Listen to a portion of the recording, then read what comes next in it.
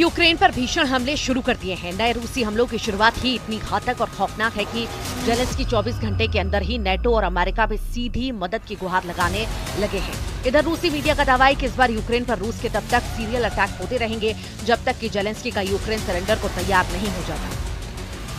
फूंक डाला Ukraine, Putin का आखिरी युद्ध शुरू। क्या पुतिन को हराना नामुमकिन? क्या अब जेलेंस्की करेंगे सरेंडर? यूक्रेन पर सीरियल अटैक, 5 प्रांतों पर पूरा कब्जा। लगभग 40 महीने से रूस यूक्रेन जंग चल रही है और अब जंग ऐसे मुहाने पर पहुंच चुकी है जहां या तो अब रूस तबाह हो जाएगा या फिर यूक्रेन भस्म होगा।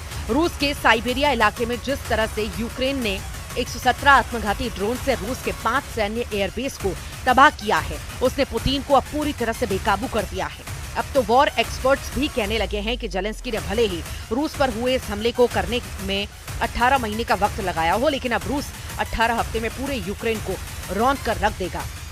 5 एयरबेस पर हमले के बाद से यूक्रेन पर रूसी हमले शुरू हो चुके हैं। दावा किया जा रहा है कि रूस के ये हमले सीरियल अटैक की तरह लगातार होंगे और यूक्रेन के सभी डिफेंस सिस्टम को तबाह करने के बाद यूक्रेन के बड़े इलाकों में कब्जा किया जाएगा। हालात ये हैं कि तुर्की के इस्तांबुल में हुई मीटिंग के बाद रूस ने यूक्रेन को 2 टूक संदेश दे दिया है कि अब रूस के सामने जेलेंस्की के यूक्रेन को सरेंडर हर हाल में करना होगा। इधर नेटो यूरोप भले ही यूक्रेन को जंग में मजबूत करने के लिए एड़ी चोटी का जोर लगा रहा हो, लेकिन अमेरिका की तरफ से ऐसा लगने लगा है वो अब पुतिन के रूस से विनाश ही हद तक पंगा नहीं लेना चाहता। हम आपको दिखाने जा रहे हैं कि कैसे पुतिन के रूस ने एयरबेस पर हुए हमलों को बदला लेना शुरू कर दिया है और यूक्रेन को तिल तिल करके मारना शुरू कर दिया है। पिछले 24 घंटे से पूरे यूक्रेन में जबरदस्त रूसी हमले हो रहे हैं। नमस्कार दोस्त, भारत विशेष में देखिए 2025 में रूस यूक्रेन संघर्ष आउटलुक, परिदृश्य और वैश्विक प्रभाव। अवलोकन। यूक्रेन में 1000 किलोमीटर लंबी सीमा के साथ रूसी और यूक्रेनी बलों के बीच भारी लड़ाई जारी है, क्योंकि संघर्ष 2025 में अपने चौथे वर्ष में प्रवेश करता है। रूसी बलों ने कथित तौर पर 2024 में संघर्ष में 4168 वर्ग किलोमीटर के क्षेत्र में 4168 वर्ग किलोमीटर क्षेत्र प्राप्त किया और यूक्रेन में महत्वपूर्ण प्रगति की और यूक्रेन में चाबी की चाबी। दूसरी ओर कीव जनवरी तक रूस के कुर्स्क क्षेत्र में महत्वपूर्ण क्षेत्र पर कब्जा करना जारी रखता है। हालांकि दोनों पक्षों ने कर्मियों और उपकरणों दोनों के महत्वपूर्ण नुकसान का अनुभव किया है। रूसी बलों के साथ 2024 में 4,20,000 हताहतों की संख्या से पीड़ित हैं। इस बीच आने वाले अमेरिकी राष्ट्रपति डोनाल्ड ट्रंप ने कहा है कि वह संघर्ष की ओर यूएसए की विदेश नीति को फिर से संगठित करेंगे, एक सीफायर सौदे पर बातचीत के लिए बुला रहे हैं। यूक्रेन और रूस दोनों ने इस तरह की बातचीत में संलग्न होने की इच्छा का संकेत दिया है, जो अलग अलग शर्तों पर है। तबाह इमारतें, जलते ईंधन डिपो और तबाह होते यूक्रेनी हथियारों का तस्वीरें साबित कर रही हैं कि पुतिन की रूसी सेना ने भयानक तरीके से बदला लेना शुरू कर दिया है। ऐसा लग रहा है रूस अब यूक्रेन से सीज फायर पर कोई बातचीत नहीं करेगा। जिस तरह से क्राइमिया पुल पर लगभग 1100 से 1200 किलो के बम धमाके से यूक्रेनी सेना ने हमला किया, उससे रूसी सेना को और ज्यादा भड़का दिया है।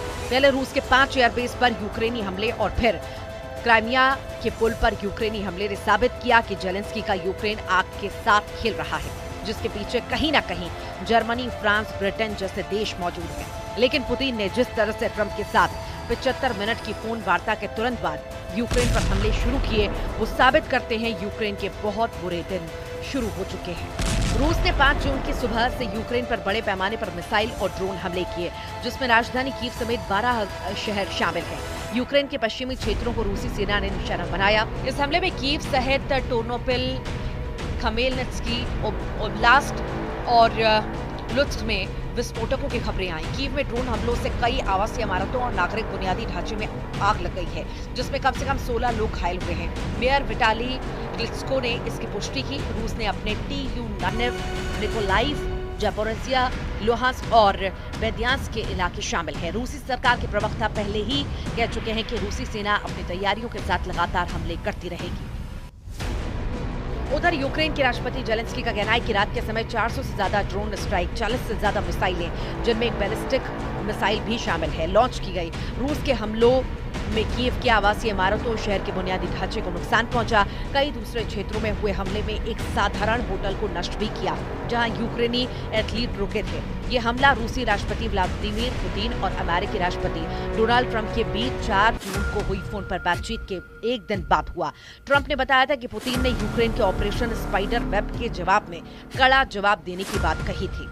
तो वहीं ब्रिटेन में मौजूद रूस के राजदूत आंद्रेई केलिन ने यूक्रेन के ऑपरेशन स्पाइडर वेव के लिए ब्रिटेन को आंशिक रूप से जिम्मेदार ठहराया और चेतावनी दी कि तीसरे विश्व युद्ध को भड़काने की कोशिश हो सकती है। केलिन ने दावा किया है कि इस तरह के हमलों के लिए उच्च तकनीक और जियोस्पेस्ड डेटा की जरूरत होती है, जो ब्रिटेन और अमेरिका के पास है। उन्होंने साफ तौर पर कहा है कि इस हमले में ब्रिटेन की भूमिका हो सकती है, जबकि ट्रंप ने अमेरिका की किसी भी भूमिका से इनकार किया। यूक्रेन ने रूस के 5 एयरबेस पर हमले करके रूस को भारी नुकसान पहुंचाया। यूक्रेन ने दावा किया था कि उसने ड्रोन्स की मदद से रूस के A-50, Tu-95, Tu-22, M3 और Tu-160 विमानों को निशाना बनाया। इस हमले के बाद व्लादिमीर पुतिन आग बबूला हो चुके हैं। रूस यूक्रेन युद्ध में जहां एक तरफ ड्रोन और टैंक सुर्खियों में रहे, तो वहीं अब एक और हथियार चर्चा में है, Zircon hypersonic anti ship missile.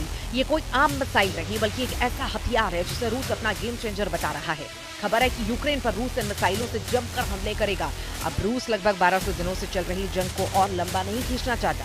UN के मुताबिक 3.5 साल की जंग में 30 लाख यूक्रेनी अपने ही देश में दूसरे ठिकानों पर जा चुके हैं, जबकि 60 लाख से ज्यादा यूक्रेनी विदेशों में शरण लिए हुए हैं। इधर पुतिन ने अमेरिका और यूक्रेन को साफ कह दिया है कि अगर सीजफायर चाहते हो तो यूक्रेन के कम से कम 5 प्रांत रूस के हवाले कर दो। हम आपको बता दें कि रूस ने इन इलाकों पर हमले तेज कर दिए हैं, जिन पर वो कब्जा करना चाहता है।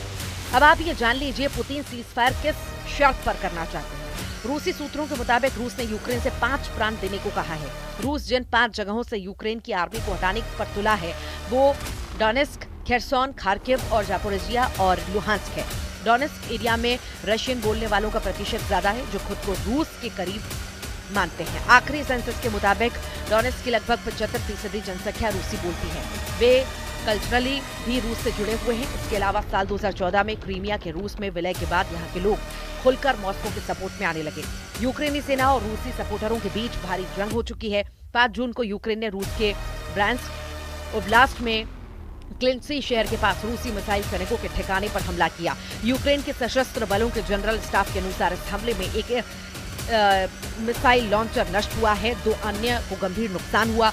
ये इकाई 26वीं मिसाइल ब्रिगेड का हिस्सा थी। कथित तौर पर हमला तब हुआ जब ये यूक्रेन पर अटैक करने वाली थी। इधर रूस के पलटवार से पूरे यूक्रेन में कोहराम मचना शुरू हो चुका है। रूस ने जवाबी कार्रवाई में यूक्रेन पर बैलिस्टिक मिसाइलें दागी। यूक्रेन का दावा है कि उसने कई मिसाइलों को अपने एयर डिफेंस से तबाह कर दिया। युद्ध के मैदान से कई विस्फोटक तस्वीरें सामने आई, जिनमें यूक्रेनी हेलीकॉप्टर रूसी ड्रोन को मार गिराते हुए दिखाई दिए। रूस ने कब्जे वाले इलाकों में अपने SM डिफेंस सिस्टम को तैनात कर दिया है। नाटो देशों ने यूक्रेन को 20 बिलियन यूरो की आर्थिक सहायता की घोषणा भी की है। लेकिन सवाल उठता है, क्या अब नए तेवरों के साथ शुरू हुए रूसी हमलों को रोकना यूक्रेन के बस की बात है या नहीं? यूक्रेन के मुकाबले रूस 20 गुना ज्यादा ताकतवर देश है, जो अब रूस से अपने वजूद की जंग लड़ने को मजबूर है।